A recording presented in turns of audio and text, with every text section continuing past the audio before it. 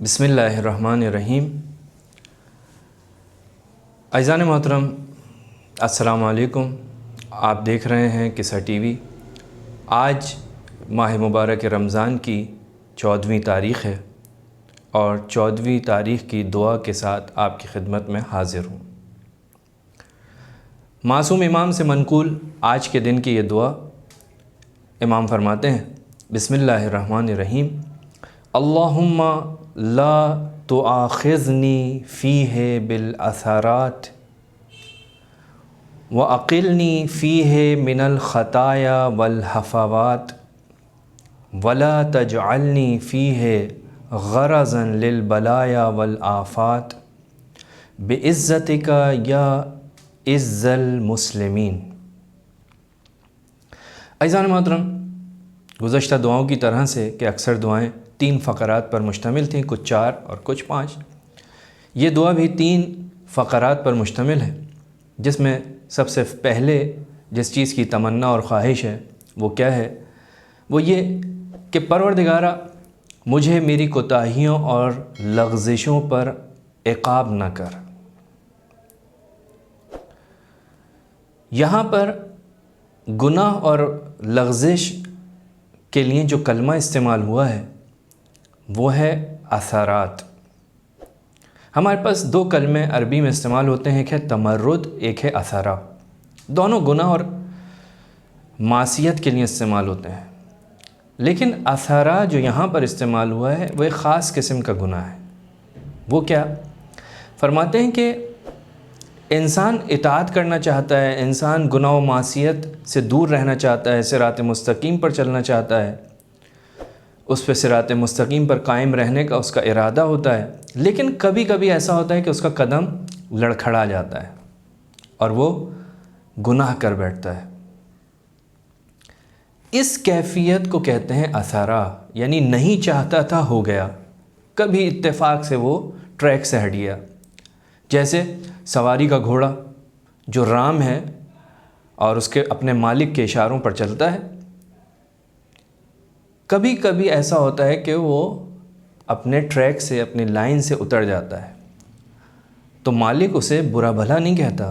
جب اس سے پوچھا جاتا ہے کیسا جانور ہے تو وہ یہی کہتا ہے اچھا جانور ہے۔ کبھی کبھی اتفاق سے یہ اپنی لائن سے اتر جاتا ہے، لیکن اگر یہ حیوان، یہ گھوڑا ہمیشہ اپنی لائن سے باہر رہے، کبھی بھی مالک کا حکم نہ سنے، مالک کا کہنا نہ مانے، تو پھر مالک اسے چھوڑ دیتا ہے، ترک کر دیتا ہے۔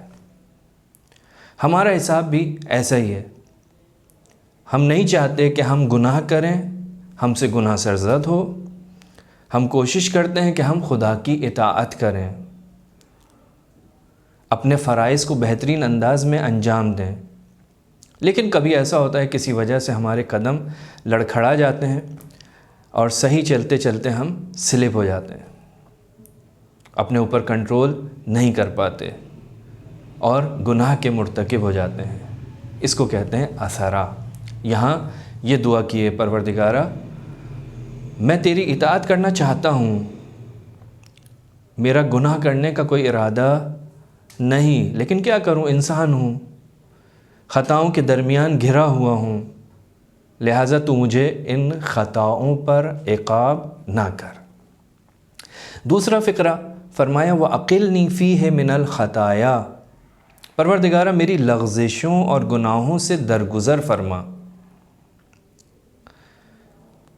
پروردگار میں نہیں چاہتا کہ گناہ کروں، دنیا مجھے فریب دیتی ہے، دنیا مجھے دھوکہ دیتی ہے، تو مجھے معاف کر دے۔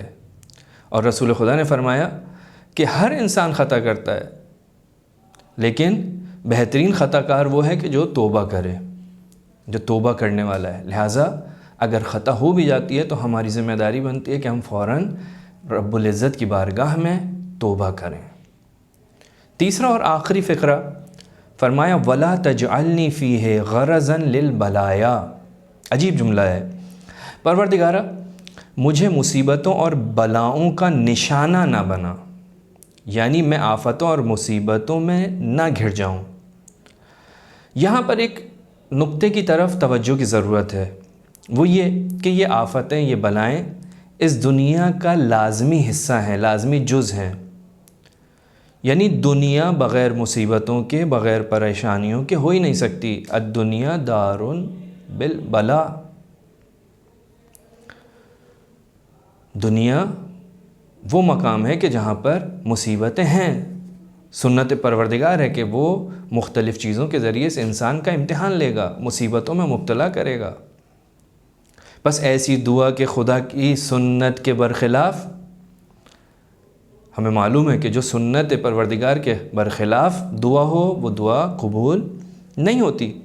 خدا نے ہمیں پیدا کیا تاکہ وہ اس دنیا کے اندر ہمارا امتحان لے، ہمیں مبتلا کرے، مختلف آزمائشوں کے ذریعے امتحان لے، ان بلاؤں کے ذریعے امتحان لے. یہ بلائیں، یہ پریشانیاں امتحان ہیں. بس اس طرح دعا کرنا کیا معنی رکھتا ہے؟ بظاہر تو یہ مشکل رکھتا ہے. حقیقت میں اس دعا کے اندر ایک خاص نقطہ ہے، وہ یہ کہ پروردگار مصیبتیں تو آئیں گی، لیکن ایسا نہ ہو کہ ان مصیبتوں کا نشانہ اور ٹارگٹ اور ہدف میں بن جاؤں. یعنی ایسا نہ ہو ساری کی ساری مصیبتیں میری طرف اپنا رخ کر لیں. جس طرح سے ایک تیر چلانے والا جب اپنا تیر چلاتا ہے تو اس کا ٹارگٹ ایک خاص ہدف ہوتا ہے، وہ چاہتا ہے کہ سارے کے سارے تیر اسی ہدف پہ لگیں. یہاں پر یہ دعا کرنے والا کہنا چاہتا ہے کہ پروردگارہ ایسا نہ ہو کہ ساری کی ساری مصیبتوں کا ہدف میں بن جاؤں، میں گھر جاؤں. یعنی اس بات کا انکار نہیں کہ مصیبتیں نہیں آئیں، بلکہ ایسا نہ ہو کہ ساری مصیبتیں مجھ پر آ جائیں. وَبِعِزَّتِكَ يَا عِزَّ الْمُسْلِمِينَ، خدایا تجھے تیری عزت کا واسطہ، تو ہے جو سب کو عزت دیتا ہے. وَلِلَّهِ الْعِزَّةُ وَلِرَسُولِهِ وَلِلْمُؤْمِنِينَ، ہمارے حق میں یہ دعائیں مستجاب فرما. وآخر دعوانا ان الحمد للہ رب العالمین.